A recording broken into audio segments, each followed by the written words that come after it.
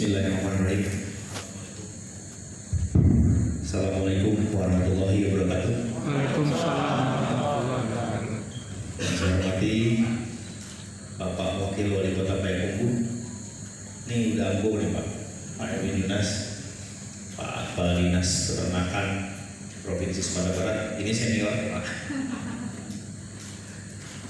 Udah Rinaldi, Pak Dekan Fakultas Peternakan Universitas Andalas, Dr. Rizal, Bapak Kepala Padang Mengate PPTU, Bapak-bapak Kepala Dinas Kota Kabupaten se-Sumatera Barat. Coba saya absen satu. Padang Pariaman, Kota Pariaman, Pasaman Barat, Agam, Bukit Tinggi, Payakumbuh, Tanah Datar, Padang Panjang, Kota Solok, Kabupaten Solok, Solok Selatan, Sawalunto, Sijunjung, Damasraya, Mentawai. Ada yang belum sebut 50 kota. Tuan rumahnya kelewatan, yang ayamnya paling banyak. Yang paling banyak ayamnya. Ketua-ketua asosiasi, Insar, Kapus Pindo, HPDKI. Jadi ketua-ketua asosiasi hewan yang dari kakinya 2 sampai kakinya 4 sampai nggak punya kaki. Kalau nggak punya kaki kan ada nggak di sini? Peternak Kota Madu, Satu Harapan. Seluruh peternak, pengusaha peternakan, baik itu Perumbulasan, Rumenansia, Pak Agung. Jadi memang kemarin saya bilang dengan Pak Gubernur, kalau kita adakan acara ASN semua, isinya tuh pengusaha. Kita harus memuliakan pengusaha, jangan pejabat yang memuliakan. Pejabat itu jadi wakil gubernur cuma 3 tahun 8 bulan sekarang. Ini Pak Agung jadi pengusaha, seumur hidup jadi pengusaha. Jadi yang menggerakkan ekonomi itu pengusaha.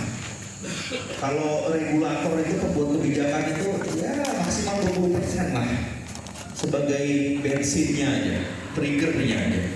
Sisanya menggerakkan ekonomi Indonesia ini pengusaha. Jadi memang saya bilang dengan teman-teman termasuk dengan Pak Gubernur, undang pengusaha dalam setiap event yang terkait. Jadi biar tahu keluhannya, tahu permintaannya. Karena pengusaha mereka nggak akan minta duit kok ke pemerintah. Mereka justru ngasih duit ke pemerintah. Tapi mereka minta difasilitasi. Mereka minta dibuat kebijakan untuk melindungi atau membantu mereka. Mulai dari pengusaha kecil sampai besar, masing-masing punya kepentingan yang berbeda pasti. Kalau berbicara peternakan, alhamdulillah saat ini saya satu-satunya gubernur maupun wakil gubernur di Indonesia yang dari sarjana peternakan.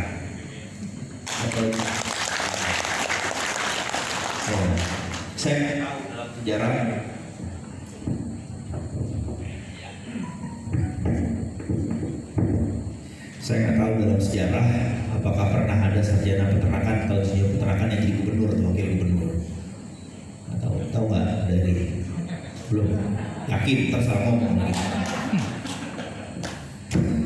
Jadi bahkan sampai teman-teman saya alumni IPB Pak, teman-teman saya itu ngomong, saya background saya pengusaha, bukan dari politisi, bukan birokrat awalnya.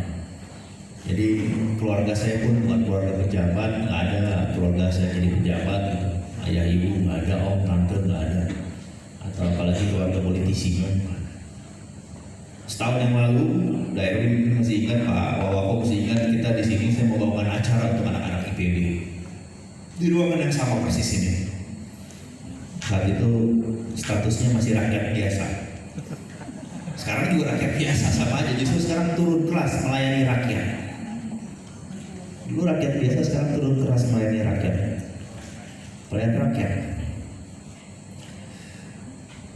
Dari background pengusaha terjun ke birokrat, menjadi politisi, sekarang jadi pejabat daerah. Jadi saya udah bisa ngebayangin apa yang di otaknya para peternak kambing, sapi, ayam, ya plus minus gitulah. Jadi kalau petani peternak karakternya sama Bapak Ibu. Kalau rugi pasti ngeluh, aduh rugi Pak, susah Pak sekarang. Tapi kalau untung dia diem-diem. Pengalaman. Saya ketemu petani di Solok Selatan, ibu-ibu, kami kini kok susah Pak, ini rugi tanwih Pak, gitu kan. Ibu kalau rugi ngomong-ngomong, kalau untung diem tuh gelapnya banyak emasnya. Iya. Jadi kita tahu lah apa yang ada di kepala pengusaha lebih kurang. Terus kita juga tahu lah sebenarnya apa yang terjadi di dunia peternakan Indonesia. Mulai dari hewan yang kakinya 2, 4 sampai nggak punya kaki tadi. HPDKI dengan Pak Yudi Guntara saya juga cukup dekat. Kampus Vindo dengan Pak Didi Purwanto juga cukup dekat. Kalau di ayam Pinsar, saya sebenarnya masih tercatat sebagai pengurus Pinsar sampai sekarang. Ketuanya Pak Singgi kalau di Jakarta, di pusat. Jadi apa yang kira-kira Sumatera Barat perlu untuk dunia peternakan ke depan? Kalau dari program unggulan, saya cuma buat satu kalimat aja untuk Sumatera Barat khususnya di sektor peternakan. Kalimatnya adalah Sumatera Barat mandiri beberapa komoditas ternak. Udah itu aja satu kata. Penafsirannya bisa luas, programnya bisa banyak. Kenapa saya bilang mandiri beberapa komoditas ternak?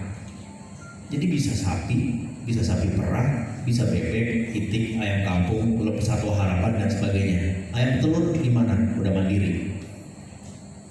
Jadi jangan dibantu, dia bantu kita sekarang. Iya Pak. Broiler udah mandiri. Walaupun kalau di Indonesia kita bilang ayam petelur dan broiler, ayam pedaging mandiri itu kalau menurut saya mandirinya swasembadanya semu. Kenapa semu? Karena nenek moyangnya grandparent stoknya masih diimpor. Masih diimpor dari Eropa atau Amerika. Kalau mereka tiba-tiba nggak boleh Indonesia impor nenek moyang ayam dari negara kita, makanlah kita ayam kampung. Atau ayam koko balenge abir di mana koko balenge sama. Yang produksinya masih rendah, harganya masih mahal karena produksinya masih rendah. Tapi secara umum di Sumatera Barat untuk ayam petelur dan ayam broiler memang kita udah mandiri. Bagaimana kualitas ternak lain? Inilah harapannya. Kemarin kita diskusi dengan Pak Kadis Provinsi, Pak Denaldi. Sapi perah sebenarnya bisa juga Sumatera Barat menjadi salah satu sentra sapi perah di Pulau Sumatera. Kita punya beberapa daerah dingin. Padang Panjang udah jalan, Alahan Panjang di Kabupaten Solok, Lawang, Matur di Kabupaten Agam. Terus gimana dengan domba kambing? Saya rasa kita juga bisa memulainya. Saat ini kan bisa dibilang belum memenuhi kebutuhan sendiri. Ngambil dari Jawa Tengah, dari Lampung, begitu pun sapi. Sapi gimana? Sebenarnya kita punya banyak sawit di sini. Padang Mangate, breeding, punya Kementerian Pertanian. Terus kita punya lahan sawit, integrasi sawit sapi mungkin Pak Dekan untuk breeding. Dilepas gitu aja. Gak usah kita gempor-gemporin. Nanti tiba-tiba populasi nambah sendiri gitu. Jangan sampai nanti, mohon maaf kayak NTB, provinsi 1 juta sapi tinggal 300.000 sekarang. Tapi namanya melekat terus 1 juta sapi, jadi beban tuh gubernurnya. Nah, kita sebenarnya Sumatera Barat punya peluang untuk itu. Breeding, kita bisa integrasi sawit sapi. Udah mulai ada Pak Kadis kan jalan. Saya pernah lihat di Solok Selatan di Mas Raya, kalau lahannya lahan rakyat bisa kita bantu oktan. Nanti bantuan sapi dari Pak Kadis. Kalau lahannya swasta biasanya mereka buat koperasi pegawainya, ikut kur. Terus kadang-kadang mereka beli sapi sendiri juga, anggap sebagai uang tabungan. Dia lepas di lahannya, izin sama perusahaannya. Perusahaannya bolehkan dilepas di lahannya. Populasi nambah sendiri. Terus ada lagi juga kita punya banyak plasma nutfah asli Sumatera Barat yang harus kita lestarikan. Kabupaten Solok punya ayam koko balenge. Pesisir Selatan tadi belum disebut. Ada nggak pesisir Selatan? Belum tadi. Pesisir punya loh itu di belakang itu, coba di depan. Jangan mentang-mentang saya kalah di sana, di belakangnya di depan nggak apa-apa. Pesisir kita punya sapi pasisir, punya itik bayam. Pasaman Barat punya Kabau Maliki. Terus alai Pak Kadis. Itik talah. Ketupe buat itik. Pak Kadis ini nyala-nyala itu bukan. Bintala ketupe buat itik itu bayam. Jadi kita juga punya banyak plasma nutfah asli Sumatera Barat, hewan endemik asli Sumatera Barat. Ini daerah-daerah yang punya hewan endemiknya tolong dilestarikan, masukkan ke dalam program meningkatkan mutu genetik. Gandeng Fakultas Peternakan UNAN, ahli-ahli genetik yang libatkan supaya naik itu genetiknya. Jadi kemarin Pak Dekan saya kumpulkan beberapa kadis yang terkait dengan pertanian, peternakan, perikanan, kehutanan dalam arti luas. Kan kita punya komitmen 10% APBD itu untuk sektor pertanian dalam arti luas. Kalau katakan 6 triliun aja APBD, sumber artinya 600 miliar, baik itu untuk belanja rutin pegawai dan untuk program. Kemarin Pak Rinaldi bilang anggaran saya sekarang sekian Pak Wagub, yang ini sekian, itu sisanya gimana ngabisinnya? Habisin, jangan buat perjalanan dinas, buat hal yang produktif. Tadi Pak Wali Kota bilang hilirisasi. Kalau kota Solok, Payakumbuh, Bukit Tinggi fokus sama hilirisasi. Tarik produk-produk dari kabupaten atau dari nagari, dari desa, olah di kotanya. Payakumbuh udah jadi City of Rendang. Sekarang lagi diperjuangkan untuk masuk ke UNESCO. Jadi Food Heritage Rendang. Nah, jadi memang harus fokus di hilir kota-kota ini. Padang Panjang kemarin diskusi bisa jadi sentra untuk produksi susu. Bukan produksi susunya, pengolahan susu. Payakumbuh dulu ada namanya telur bubuk Pak Wali Kota. Telur bubuk powder egg.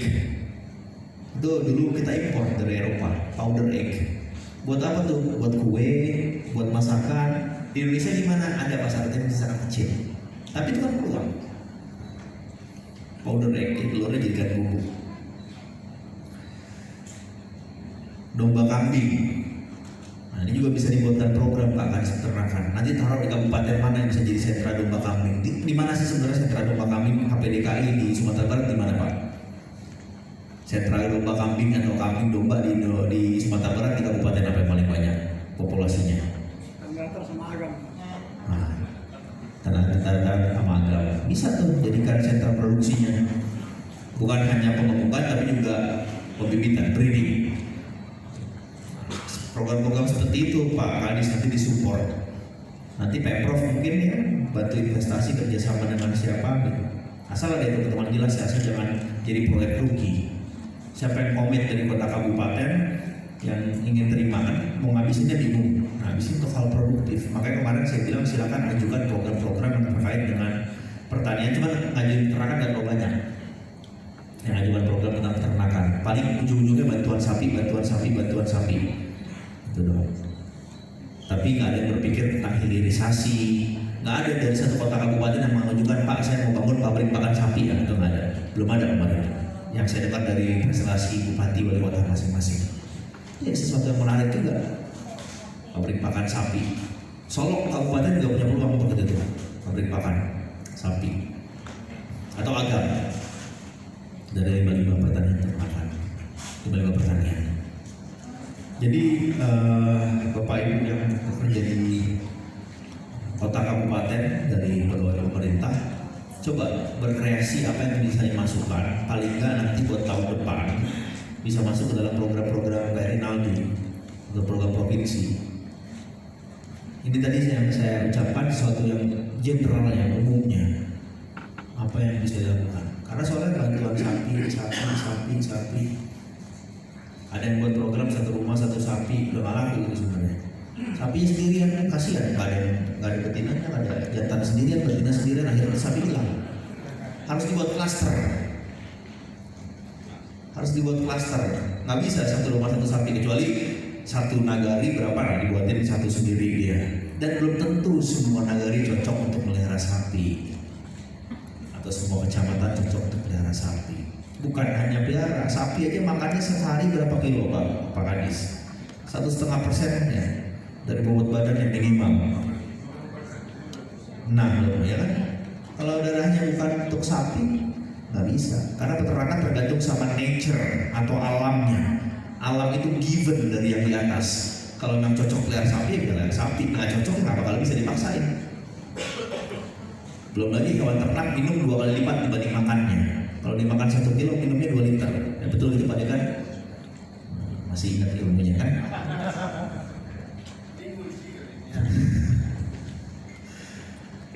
Jadi emang kalau alam given dari Allah Subhanahu Wa Taala.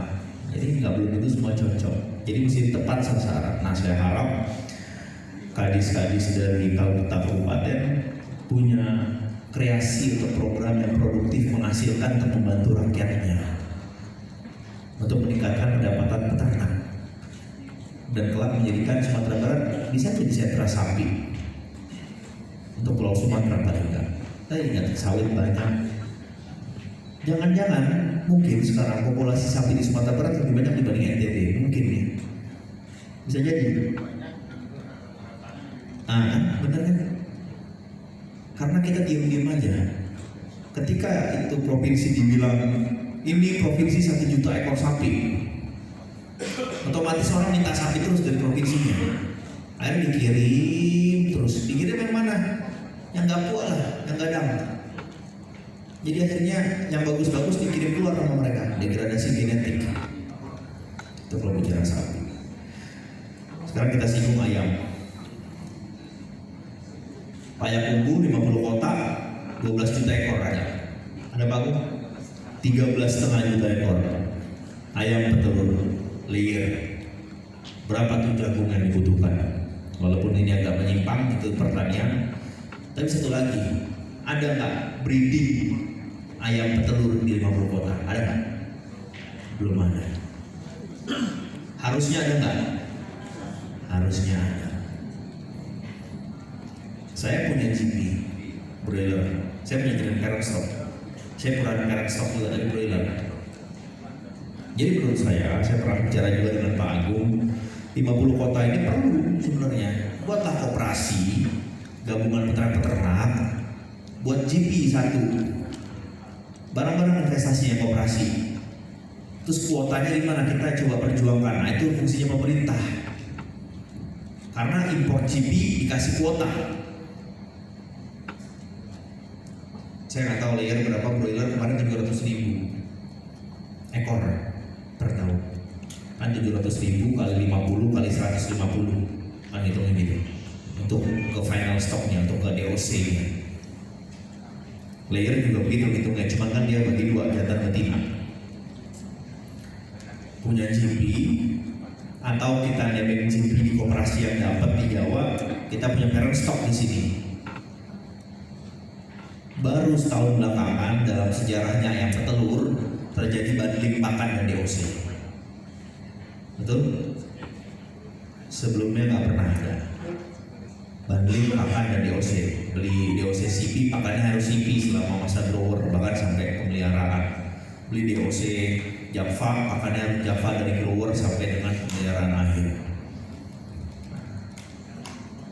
Karena memang udah. Sekarang paling tinggi kemarin harga DOC layer berapa? 15.000 di sini. Saya beli di Sumbawa 18,5. Karena dari Jawa Timur. Ayamnya kapal berapa kali Jawa Timur, Bali, Lombok, Sumbawa. Tracking. Jadi ayam itu yang buat mahal betul kata Pak Kadis, ngasih antimunya satu-satu.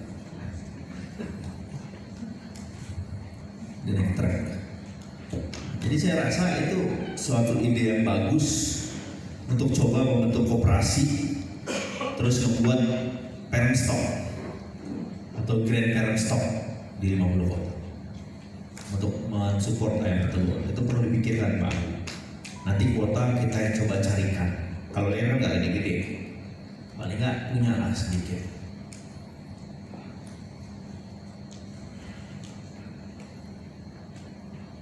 Setelah ini mungkin kita tanya jawab aja apa yang mau didiskusikan.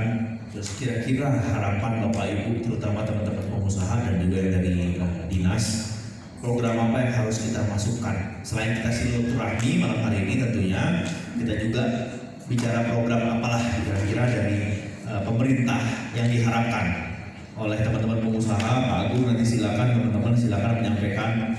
Kalau saya orangnya realistis banget. Kalau saya bilang nggak mungkin, nggak bakal saya bilang iya. Panitia don't say yes if you want to say no. Jadi misalnya nih, Pak, pemerintah buatin pabrik makan, udah Pak Agung mau usah ini nih. Bapak tahu sendiri pasti rugi. Belum, bukan nggak bisa, belum. Kenapanya nanti kita bisa diskusi. Karena saya juga punya pabrik makan. Kalaupun saya dipaksa, Pak Udi buat dong pabrik makan sini, ngapain kalau rugi? Pabrik makan saya di Sulawesi Selatan, unggas, layer broiler ayam kampung, ayam maduan. Saya juga ternak layer di Sumbawa, ada di Lombok, di Sulawesi Selatan. Tapi jangan bandingin dengan punya Pak Agung, nggak ada apa-apanya, jauh. Makanya kita minta ke dia pengusaha. Baik Bapak Ibu yang saya hormati, seluruh teman-teman dari kota kabupaten yang telah hadir jauh-jauh, bahkan ini Pak Karli besok dinas lagi ke Pesel. Enak dia perjalanan dinas terus. Nanti saya cek sama bupatinya jadi perjalanan dinas pribadi ya kan. Iya makanya kayak tunggu mudah-mudahan terus. Saya juga kemarin di tempat beliau Pasaman Barat, ketemu lagi, besok Pak Inan ketemu lagi. Bosan juga ngeliat Pak Karli dulu.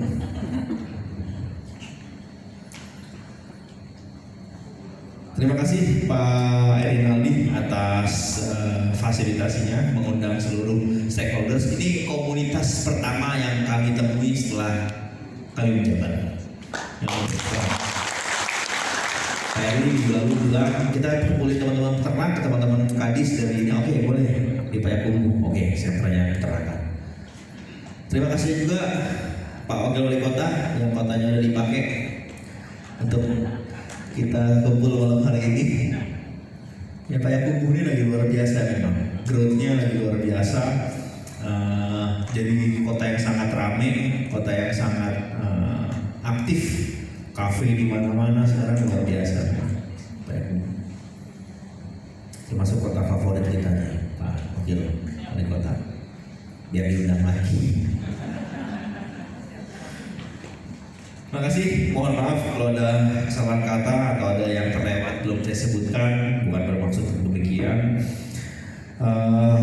Oh iya, tadi juga saya lihat Pak Kadis memperlihatkan produk-produk dari teman-teman pengusaha, ada burger, ada produk olahan, ada susu, ada keju, artinya hilirisasi udah mulai ada, udah mulai berjalan. Nah, tinggal brandingnya, nilai dari brandnya itu dinaikkan. Ya manggalnya digital lah kalau sekarang.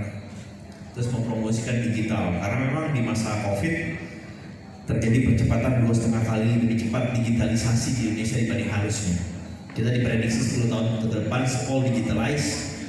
Sekarang dalam waktu 4 tahun semuanya digital. Bahkan kemarin saya ketika meeting Pemprov itu rakor-rakor, saya betul-betul nggak senang melihat kertas-kertas bertebaran. Saya bilang besok saya mau pakai tab aja, nggak usah nih pakai kertas-kertas ini zaman kolonial, ini zamannya pakai peternakan kolonial. Jadi ini ngeprint. Saya bilang ini di print segini ditutup nyampe ke bulan kertas. Pertama nggak ramah lingkungan ya kan. Kedua ya buang aja. Habis itu saya sendiri ngerepot. Panggil ajudan. Itu bahan meetingnya kemarin mana tuh? Yang itu yang kemarin tuh. Mana tuh kertasnya nih? Saya ada tulisan di situ. Kalau sekarang kan enak. Kan di situ semua. Tinggal lihat. Jadi mesti digitalisasi nih Pemprov Sumbar. Itu masuk program unggulan digital, transformasi digital Sumatera Barat.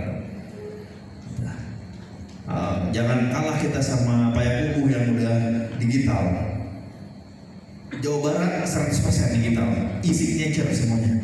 Jadi nggak ada tuh bawa map gini-gini ya. Si Pak Gubernur ini. Nah, old school. Iya, Pak Wakil, di sini kan udah begitu kan, udah digital kan. Kita ketinggalan di provinsi ini, Pak Kadis.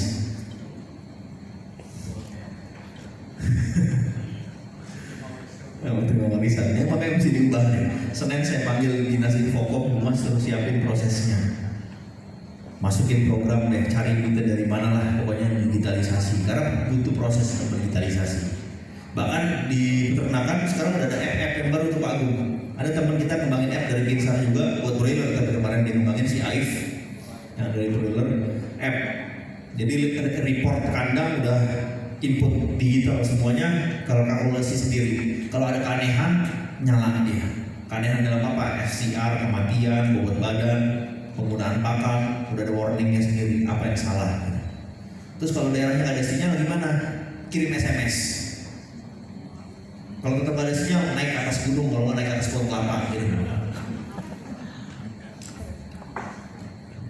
Baik Bapak Ibu, sekali lagi terima kasih. Nanti kita lanjutkan dengan diskusi. Mohon maaf ini kalau ada kata-kata yang kurang berkenan. Assalamualaikum warahmatullahi wabarakatuh.